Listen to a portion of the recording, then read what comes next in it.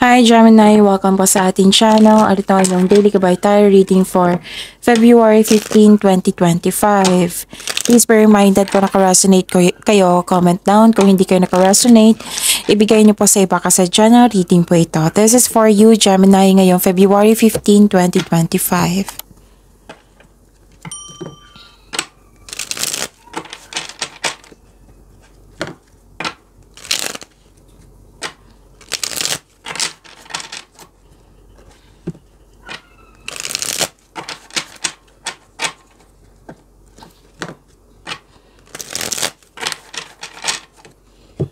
Para po ito sa inyo, Gemini, ngayong February 15, 2025. Maraming salamat po sa inyong patuloy na suporta at maraming salamat din po sa mga hindi nag-skip ng ads.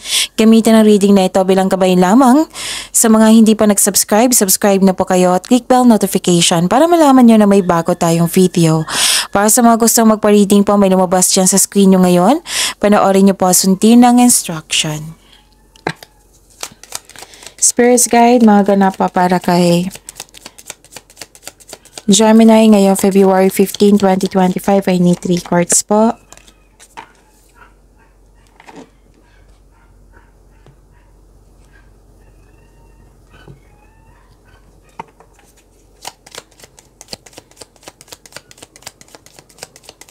Para po kay Gemini.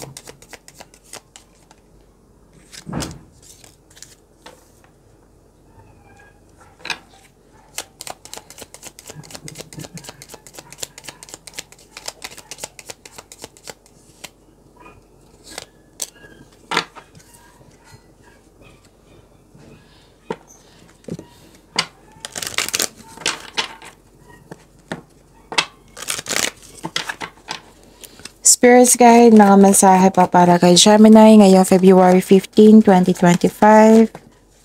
Okay, I think dalawa na ito. Okay, Gemini, ngayong February 15, 2025. Personal development, nakikita ko dito. At wow, naka-receive kayo ng blessings, so. At may nakita kong clarity dito. At, okay. May nakita ko dito nagre-research kayo sa internet, pwedeng sa libro. Most likely sa internet to para may makuha kayong kaalaman, clarity. Nakatanggap din kayo ng maraming ideas na bibigyan mo siya ng action. Oo, bibigyan mo siya ng action. This is hope and healing. Yes. So, i-claim niyo po ito kasi lahat ng signs gusto nito. Hope and healing and nasa iyo, Gemini. And nakita ko dito na nagkaroon ng delay. Pwede sa mga ginagawa mo, nagkaroon ng delay kasi may gagawin pang mauna o maunang concern, or delay sa hinihintay mo, delay sa paggawa ng desisyon kasi may tutol, delay sa paggawa ng action kasi may hesitation, delay sa hinihintay mo.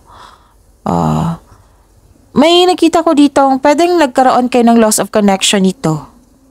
Or, nagkaroon ng concern sa taong, sa taong sobrang stricto or taong choosy, taong choosy or taong strict or taong basta mahirap kausap. May concern ako kayo niyan. Actually, mahabang pasensya mo dito, Gemini. Yes. And love is blooming. Maaring may nag-date kayo ngayon. Maaring may nag-date kayo ngayon. Okay? Tapos love is blooming and self-care andito. Nilagaan mo yung sarili mo, you love yourself more. May nakita rin akong romance, attraction, and affection. So, happy Valentine's, Gemini. And friendship, nature for your relationships, and live life to the fullest.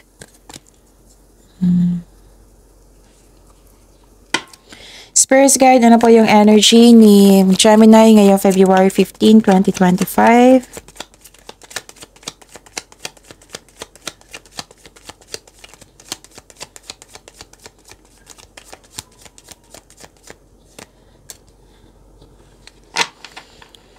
and the clarification of this card po.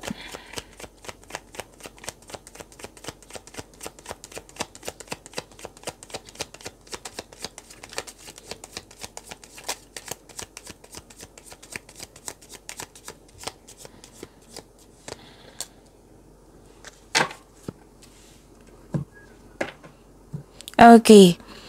Kung may narinig kayo or may nakita kayong repeating message, meaning to say, pinupush ng cards nyo yan kasi ang ilan sa inyo hindi pa binigyan ng atensyon. Na kung maaari din po, bigyan nyo po ng solusyon at aksyon.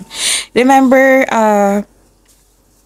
Gemini, at the end of the day, alam mo na ikaw lang taong may kakayahan at responsable na gumawa ng sarili mong katotohanan at kinabukasan.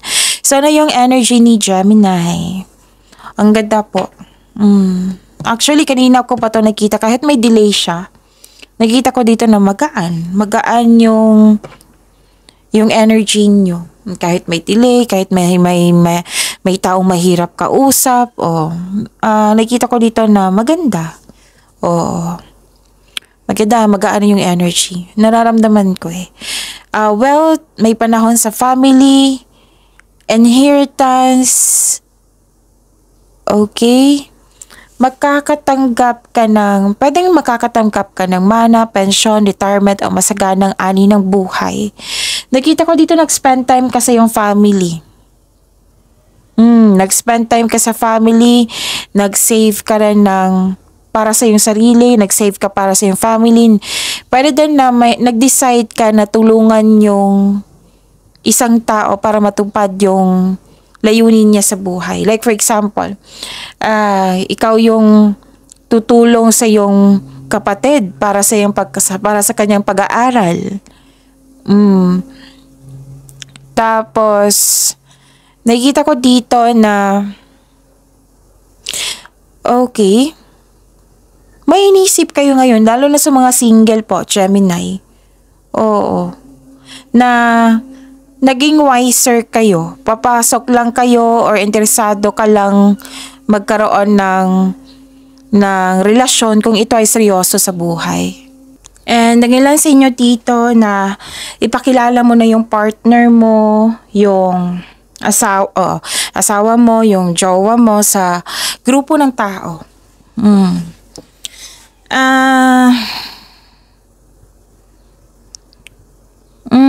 May posibilidad na bibili ka ng property. Pwedeng balak ito, pinag-usapan nyo, or bibili na kayo ngayon. Nakita ko dito grupo ng tao na buong suporta sa iyo, lalo na sa plano mo sa buhay. At pwedeng may humingi ng advice sa iyo, or kayo ang humingi ng advice. Okay? Actually, marami kang kausap dito, Gemini. Some of you. And nagkaroon ng completion of cycle, which is ang ganda ha. Kanina ko pa ito napansin na sa oracle cards nyo. Okay. Nakikita ko rin dito na nagkaroon po ng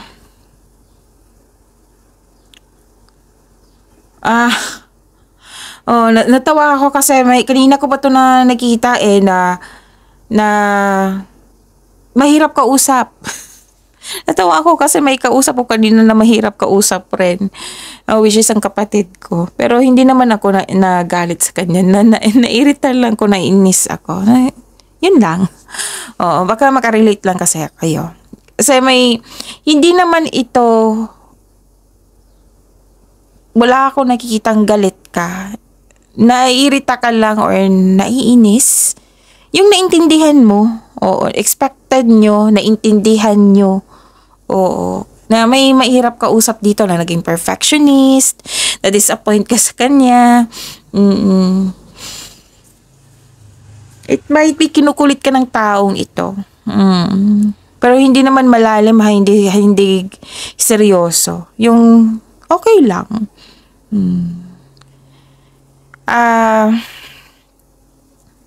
Pwede din na some of you, may seryoso pala dito. May seryoso, some of you. Kasi nakita ko dito, pwedeng nag-promise siya sa'yo. Pwedeng nag-promise siya sa'yo na hindi niya tinupad. Na-disappoint kayo. Pero, I know this is serious. Very serious. Malalim ito.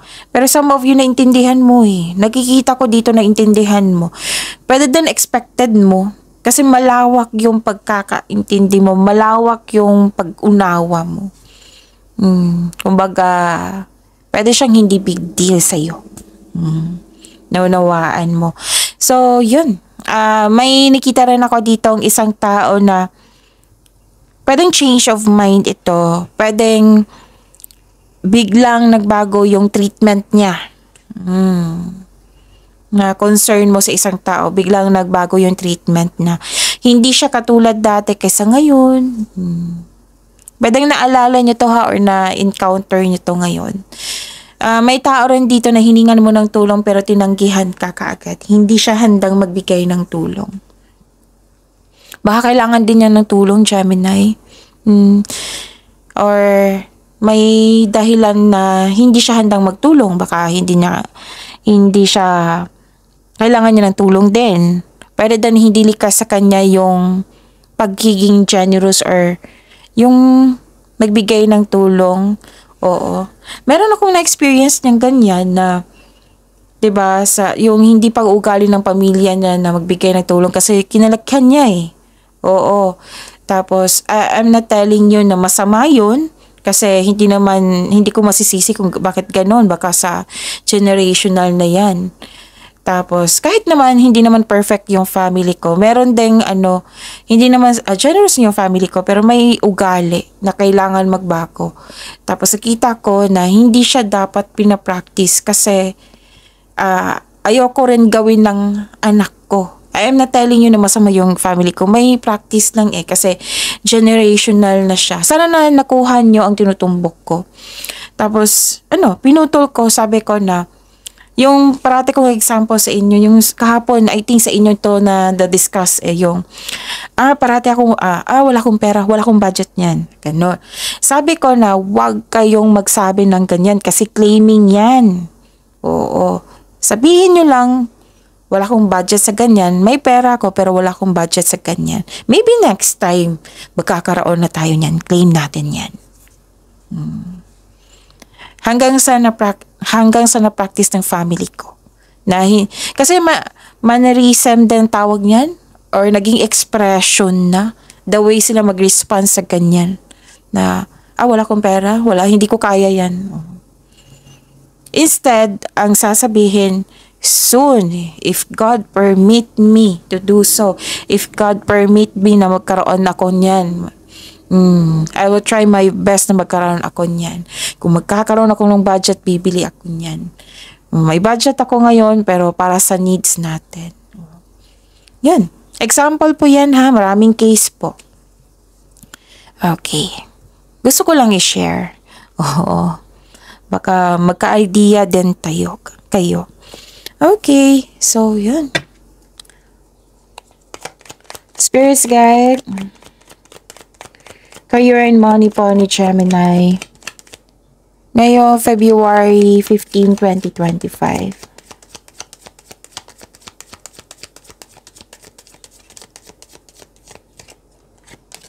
Kasi minsan pag tinanggihan tayo, magtatampo tayo eh, 'di ba?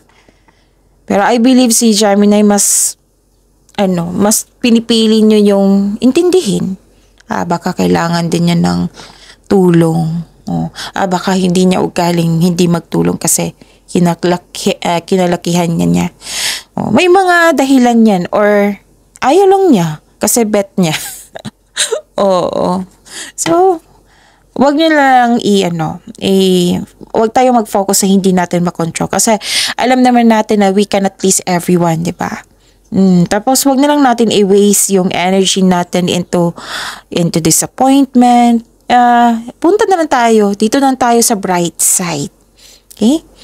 Kasi we are here to find peace of mind, right? Piliin natin na maging mabuti sa ating sarili, sa ating kapwa. A clarification at this card po.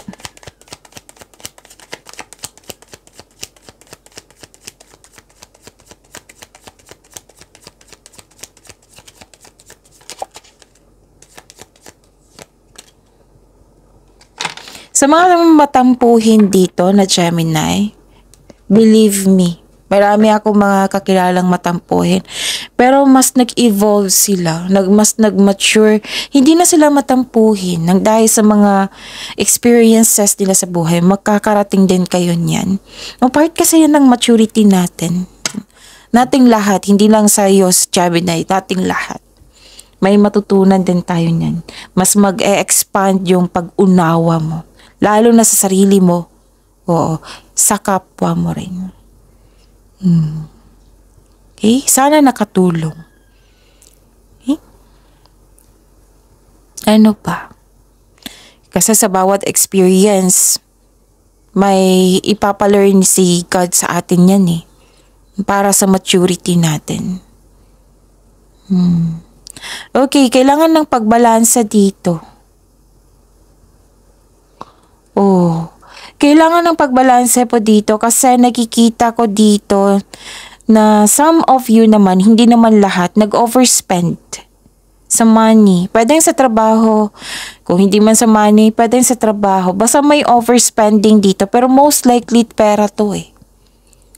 So, check your money now, Gemini. Oo. Aminado naman ang ilan sa inyo dito na nag-spend, nag-overspend. Pwedeng sa money ha, pwedeng sa trabaho.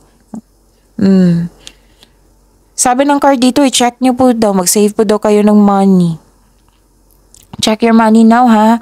Yung i-monitor nyo kung anong pasok, tapos paglabas. Alam nyo na yan. Okay, tapos, pwede din nagkaroon ng tension regarding sa pagkakaroon ng disbalanse sa emotion, disbalanse sa hindi pagkakaunawaan, disbalanse kasi sa puro na lang trabaho, pwede din disbalanse sa kaperahan.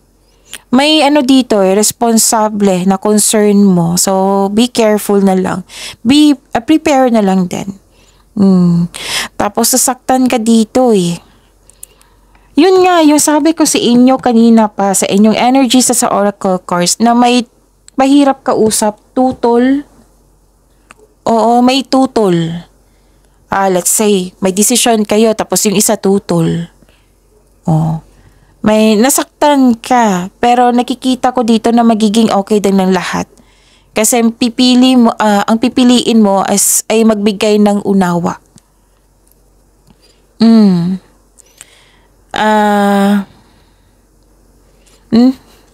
May argument talaga akong nakikita dito Pero hindi naman siya yung sobrang lalim. May argument lang nangyayari. Pwedeng naapektuhan ka kasi nakita ko dito sadness nasaktan ka. Pero pipiliin mo talaga na bigyan ng pag-unawa. Ganito kabait si Gemini. Pwede din hindi ka komportable, may sitwasyon dyan na nag-usap kayo, hindi ka komportable. Pwede din sa lugar dyan na hindi kayo komportable kasi nagkaroon ng disbalance or pag-aaway or conflict. But you must process this kind of emotion, Gemini.